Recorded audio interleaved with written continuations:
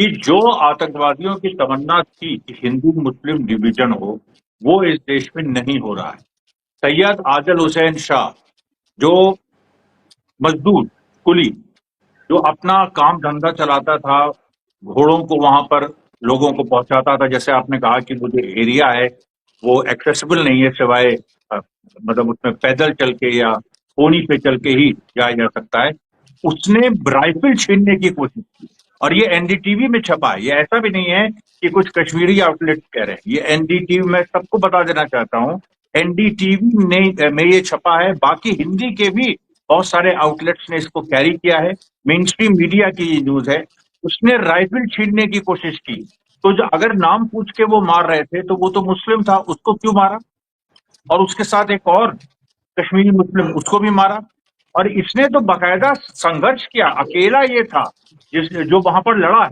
उसके बाद और वीडियोस आए हैं, जो जो वीडियो साफ दिखा रहे हैं कि घटना हो गई है। घटना होने के बाद लाशें बिछी हैं, महिलाएं चिल्ला रही हैं, क्योंकि उन लोगों ने पुरुषों को मारा, महिलाएं चिल्ला रही हैं।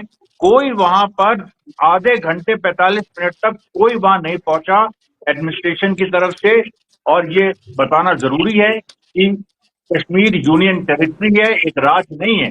लॉ एंड ऑर्डर वो पूरी तरह से होम मिनिस्टर के अंडर है, या वहां लेफ्टिनेंट गवर्नर जो सेंटर का रिप्रेजेंटेटिव है उनके अंदर है। और उनके बारे में भी हम और आगे बात करेंगे। लेकिन सवाल यह है कि जब वहां पर तुरंत घटना के बाद जब कोई नहीं पहुंचा, तो वहां पर जो भी कश्मीरी थे उन्होंने ही जो भी ऊनी पे लात लात के फाइलों को बाहर निकालने की कोशिश की, वो भी कश्मीरियों ने की। अब आप ये बताइए कि इस पूरे माहौल में, अच्छा दूसरी बात देखिए, दूसरी बात ये हो गई ग्राउंड की बात। दूसरी बात, जो हिंदू जो पढ़ा लिखा है वो क्या कह रहा है? वो ये कह रहा है कि ये तो सीधे सीधे वक्त से दिमाग ध्यान हटाने के लिए तो नहीं हुआ है। और ये वाजिब सवाल है, क्योंकि जो मीडिया हेडलाइंस थी काफी दिनों से, जब से वक्त का पूरा मामला उस पर स्टे हुआ है कई प्रावधानों पे, मीडिया स्पेस वक्त ही ऑक्यूपाई किए हुए थे। और इसके बाद आज से देखिए सबने शुरू कर दिया है पूरा हिंदू मुस्लिम करना। वो आपने ब्रीफ कर दिया है काफी अच्छी तरीके से, तो उसे मुझे दोहराने की जरूरत नहीं। निशिकांत दुबे ने सुप्रीम कोर्ट जज के बारे में क्या कहा था, सीजीआई के बारे में क्या कहा था, जो कि दोहराया नहीं जा सकता।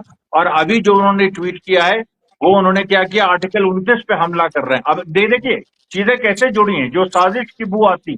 आर्टिकल 29 की बात सबसे आखिरी बार सुप्रीम कोर्ट में हुई, कपिल सिब्बल ने की थी, जो वक्फ बोर्ड की तरफ से वकील थे। उन्होंने आर्टिकल 29 का हवाला दिया था, और भी आर्टिकल का हवाला दिया था, लेकिन 29 और निशिकांत दुबे के ट्वीट में 29 आर्टिकल 29 पे क्यों हमला किया उन्होंने? अब आप देखिए, ये 2 और 2 4 या 2 और 2 और 5 जो भी लोगों को लगाना है, लेकिन ये साजिश ये लोगों के दिमाग में है। दूसरी बात, लोग ये कह रहे हैं कि अब इस समय जो प्रधानमंत्री हैं और जो गृह मंत्री हैं, वो रिस्पॉन्ड करें। उनकी तरफ से उनकी तरफ से क्या रिस्पॉन्स आएगा? वो अगर ये ऑब्वियसली जब आतंकवादी आए हैं तो वो मान लिया जाता है कि पाकिस्तान ने भेजे। चलिए ठीक है, पाकिस्तान ने भेजे। इसके पहले भी आतंकी घटनाएं कितनी हुई, पुलवामा उरी हुई, ये उरी हुआ, पठानकोट जैसी घटनाएं हुई। और उस समय केवल पुलवामा में एक रिस्पॉन्स दिया गया, जिसमें सवाल ये उठे, लेकिन चलिए मान लिया जाए एक बार रिस्पॉन्स दिया। अभी जो ये जो हालात है, अभी जो हालात हैं उसमें जो ये सरकार है वो किस तरह का रिस्पॉन्स देगी? क्योंकि देखिए, बड़ा सवाल ये है कि जो इनका नैरेटिव पूरा है, जो वक्त वाला सवाल है उससे ध्यान हटाना, वो एक पहलू हो भी सकता है, नहीं भी हो सकता है। लेकिन जो इनका जो 370 आर्टिकल 370 को हटा के हम कश्मीर में पूरी तरीके से आतंकवाद पे कब्जा, ये काबू पा लेंगे, उसका क्या हुआ? उस नैरेटिव का क्या हुआ? वो 370 हट गया, 35A हट गया। आपके हाथ में सब कुछ है, पूरी सत्ता है। ऐसे माहौल में आप कैसे किसी हिंदू मुस्लिम या वो इशू, अच्छा लोग कह रहे हैं कि उसने कहा मारा, और उसके बाद उसने कहा कि हम औरतों को नहीं मारेंगे, जाके मोदी से बताओ।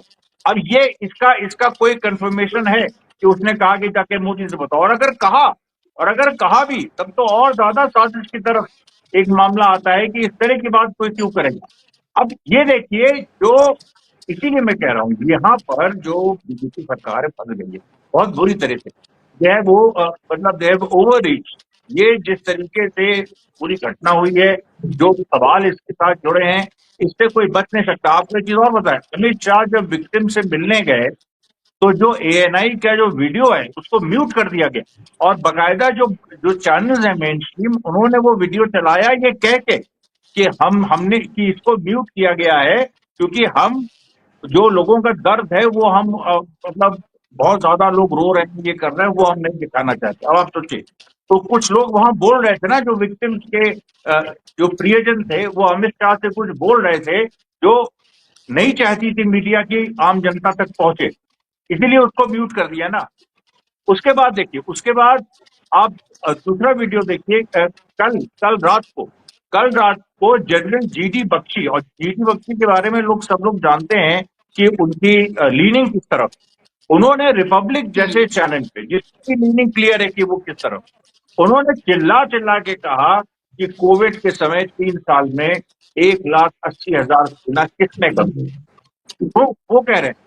दूसरी बात उन्होंने कहा, बहुत ही pointed, because he was deployed there when he was a serving officer. दूसरी बात उन्होंने कहा कि जो सेक्टर 9 है, जो जिस एरिया में ये आता है, उसमें जो राजपूत राइफल्स जो वहां डिप्लॉयड थी, उसको और भी सेक्टर्स दे दिए गए, इसलिए क्योंकि what to do with this manpower, की मैन पावर बहुत ज्यादा हो गई है और सिचुएशन उतनी डेंजरस नहीं है। ये किसने तय किया? और ये जीडी बख्शी सवाल कर रहे हैं, चिल्ला चिल्ला के कर रहे हैं वो अपने अंदाज में। कोई अग्री कर सकता है, कोई डिसएग्री कर सकता है, बट सच्चाई तो ये है ना, आर्मी कहीं नहीं थी, पुलिस कहीं नहीं थी, जेएनके पुलिस, आप उमर अब्दुल्ला को ब्लेम नहीं कर सकते कि जेएनके पुलिस आपके अंडर थी, केंद्र सरकार के अंडर थी। अब आप बताओ, राष्ट्रीय राइफल्स की जो जो पूरा डिप्लॉयमेंट है, जरा सा आप उस पर कुरेद दीजिए, सारी सच्चाई सामने आ जाएगी कि उस समय वो कहाँ थी। पुलवामा जैसी जो बात आई है, और उसमें इनके लेफ्टिनेंट गवर्नर ने अक्यूज किया है, जो एक्स लेफ्टिनेंट गवर्नर है सतपाल मलिक, उन्होंने कॉन्स्पिरेसी की बात की थी, और पूरे हिंदुस्तान में ये बात कही। और अगर वो झूठ बोल रहे, इतनी बड़ी बात अगर उन्होंने झूठ बोली है, तो वो गिरफ्तार क्यों नहीं हुई? और आज की तारीख में जब जीडी बख्शी जैसे लोग ये बात कह रहे हैं, खुल के कह रहे हैं, और वो आप ही के खेमे के हैं, तो उनको वो क्यों नहीं गिरफ्तार होना अगर वो गलत है? तो इसका मतलब ये है कि आप पूरी तरीके से यहाँ पर एक, जो आपने कोशिश की पूरी तरह से बैठ करके ये इतना हिंदू मुस्लिम नहीं हुआ है, इस देश का ताना बाना मजबूत रहेगा। और जो जिस मुस्लिम कुली की शहादत हुई है, और जिसमें बाकी जो हिंदू टूरिस्ट, वो शहीदी हम मानेंगे, तो सब शहीद है। ये एक मिसाल देखिए आप, कुछ दिनों में बनेगी, और इसको लेके स्थितियां आगे कैसे चलती है वो आप